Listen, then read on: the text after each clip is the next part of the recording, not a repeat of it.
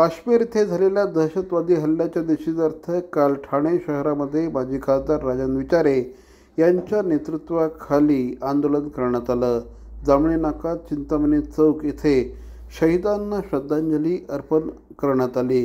केंद्र सरकारच्या बोटचेपी धोरणाविरुद्ध काळ्या फिती लावून तीव्र निदर्शनं करण्यात आली.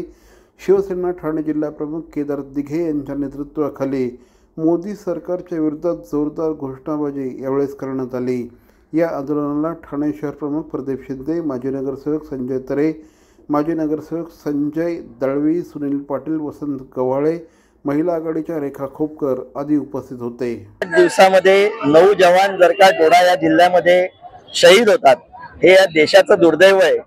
वेळोवेळी ज्या पद्धतीचं संरक्षण या देशातील नागरिकांना हे सगळे आपले सुरक्षा व्यवस्था आणि इतर सगळे हे जे शहीद झालेले जवान आहेत, जे वीर जवान आहेत, ते जर का करत असतील तर त्यांच्या बाबतीत ठोस पावलं हे केंद्र सरकार घेणार आहे का, असा हा मोठा प्रश्न आहे.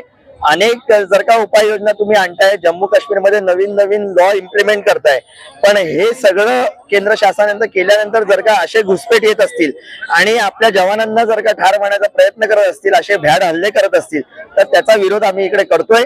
आणि आम्हाला असं वाटतं जर का केंद्र शासन आणि त्याचबरोबर संरक्षण मंत्रालय जर का ठोस पावलं नसेल उचलत, ते लोक जर का या दहशतवाद्यांच्या विरुद्ध जर का कोणती ठोस कारवाई नसेल करणार, तर त्यांनी ताबडतोब राजीनामे द्यावे.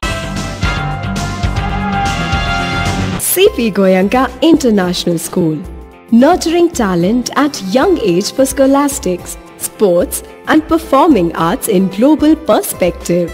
Proud to have world toppers and country toppers in 10th standard Cambridge examinations.